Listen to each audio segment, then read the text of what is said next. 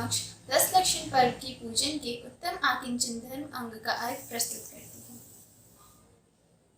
परिग्रह 24 वेद त्याग करे मुनि राज जी, तिसना भाव छे घटती जान घटाए। उत्तम आकिंचन गुण जानो, परिग्रह चिंता दुख ही मानो। पास तनक सीतन में साली, चाह लंगोटी की दुख भाली।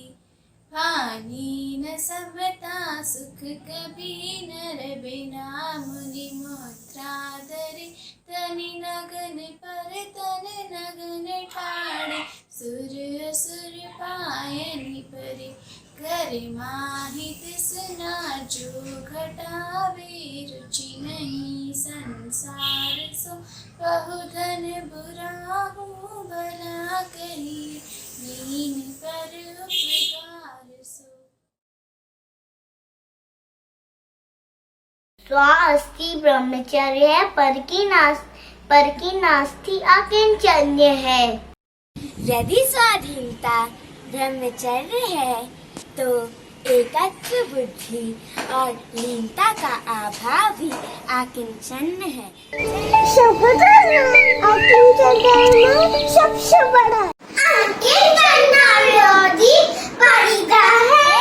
संयम धारण किए बिना तो तीर्थंकरों को भी केवल ज्ञान नहीं होता, मोक्ष नहीं होता, अतः संयम ही श्रेष्ठ है।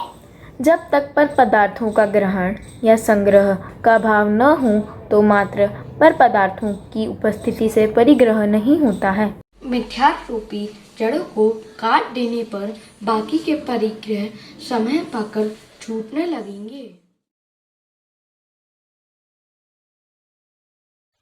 अभी केली और ध्रुवी दोनों मंदिर गए हुए हैं, तो यही सही वक्त है चैत्य से बात करने का। भाई सुन, अब तू कमाने लगा है तो तुझे अपना अलग से घर बसा लेना चाहिए। भाई मैं क्यों जाऊँ? यह घर मेरा भी तो है। तुझे ही जाना है। मैं नहीं जाने वाला। सुन, मम्मी पापा के इलाज का खर्चा, तेरी पढ़ाई, शादी का खर्चा सब मैंने किया, तूने क्या किया? आपने किया तो कौन सा बड़ा काम था? आप बड़े हो इसलिए आपको करना ही था। मुझे करना ही था। और तुझे? मैं छोटा था, कमाता क्या था जो खर्च करता। मैंने तेरे लिए इतना कुछ किया, अब तुझे घर भी दे दूं? मैंने कब कहा कि मुझे घर चाहिए? पर यह घर मेरा भी तो है। चैत्य, मैं तुझे ठीक कह रहा हूँ, यह घर मैं तुझे नहीं दूंगा। अब तो यह घर मैं लेकर रहूंगा। देख, तू सीधे सीधे तेरी पत्नी को लेकर यहाँ से चला जा, इसमें तेरा ही भला है। अरे आप लोग ये क्या कर रहे हो? देख तेरे देवर को जो तेवर दिखा रहा है, यह कह रहा है कि मैं इस घर से नहीं जाऊंगा, यह घर मेरा है, जाओगे तो आप जाओगे। देखो भाभी, सुबह सुबह भाई ने पूरा मूड खराब कर दिया। देखो, तुम दोनों को सुबह सुबह कुछ काम धंधा तो है नहीं, न मंदिर जाने की फुर्सत है, न पूजन करने की और न ही स्वाध्याय सुनने की। ये सब आपको सौंपा है। और झगड़ना आप दोनों भाइयों को। भाभी मेरा नाम क्यों ले रही हो? झगड़ा भाई ने शुरू किया। ताली एक हाथ से नहीं बजती, दोनों हाथों से बजती है। भाभी आपका कहना सही है, पर आप भाई को समझाइए। देखो, मैं ना तुम्हें समझा सकती हूँ और ना ही तुम्हारे भाई को, पर एक बात कहूँ। क्या कहना है? मैं पूछती हूँ कि आप और ये दोनों इस घर के लिए झगड़ रहे हो, पता है यह घर किसका है? हाँ, यह घर मेरा है। यह घर तेरा है, यह घर मेरा है। यह घर किसने बनाया है? पिताजी। क्या पिताजी घर साथ लेकर गए? नहीं। क्या आप दोनों ये घर साथ लेकर जाओगे? नहीं। जब घर बनाने वाले घर साथ लेकर नहीं गए और आप दोनों भी साथ लेकर नहीं जाओगे, तो फिर क्यों इस घर के लिए झगड़ रहे हो? अरे घर भले साथ न ले जाए, पर मालिक तुम है ही। आप मालिक? वाह रे वाह, ईंट चुने पत्थर के और आप मालिक बनते हो। जब चेतन भाई आपका न हो सका और जड़ पदार्थ पर आप कब्जा करने जा रहे हो। तुम क्या कह रही हो? कुछ समझा नहीं। देखिए, मैं आपको समझाती हूँ। इस दुनिया में जड़ पदार्थ किसी का न हुआ है, न है और न ही होगा। यह घर जिसे आप चाहते हैं, इन्हें दे दो। जब आपने इनके लिए इतना कुछ किया है तो इतना और सही। तुम ठीक कहती हो, पर क्या इसका दायित्व कुछ नहीं बनता? हम बड़े हैं, बड़े भाई भाभी माँ बाप के समान होते हैं, इसीलिए आप पिताजी के स्थान पर हुए और मैं माँ के स्थान पर, तभी अपना दायित्व बन जाता है। और देवर जी, बस भाभी, आप भाभी नहीं सचमुच माँ हो माँ। आप जैसी भाभी पाकर मैं धन्य हो गया। मुझे नहीं चाहिए यह घर भाई ही रखे। नहीं, अब यह घर तुम ही रखोगे।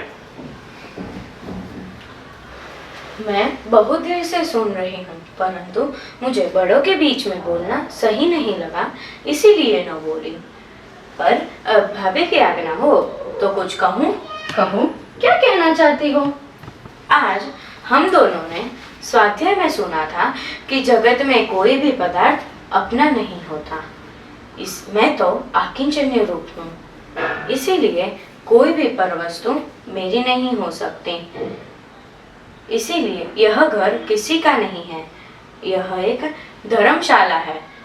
अतः हम दोनों साथ रहेंगे या फिर हम दोनों यहाँ से चले जाएंगे। सचमुच तुम दोनों तो देवियाँ हो, हम दोनों मूर्ख हैं। भाई सच कहते हैं, आप दोनों कितना सही सोचती हो। ध्रुवी, मैं आकिंचन्य रूप हूँ, इसका क्या अर्थ हुआ? आकिंचन्य आत्मा का स्वभाव है। इसका यह मतलब है कि जगत में कोई भी परवस्तु आत्मा की नहीं हो सकती। इसीलिए जहाँ ये शरीर अपना नहीं, वहाँ ये घर पर कहाँ अपने हैं। जो आप भाई से विवाद कर रहे हो। ध्रुवी, तुम ठीक कहती हो। अभी 10 लक्षण महापर्व चल रहा है, सभी लोग मंदिर जाते हैं, पूजन स्वाध्याय करते हैं, और आप दोनों यहाँ झगड़ रहे हो। चलो, अब दोनों भाई प्रेम से रहो और सभी मंदिर चले। ठीक है, हम सब मिलकर रहेंगे, हम दोनों मंदिर में भी आएंगे। भाई, आप मुझे क्षमा करें, आपके उपकारों को अब मैं कभी नहीं भूलूंगा। आप जैसे भाई और भाभी को मैं छोड़कर कभी नहीं जाऊंगा। अब हम सब साथ मिलकर एक धर्ममय जीवन व्यतीत करेंगे।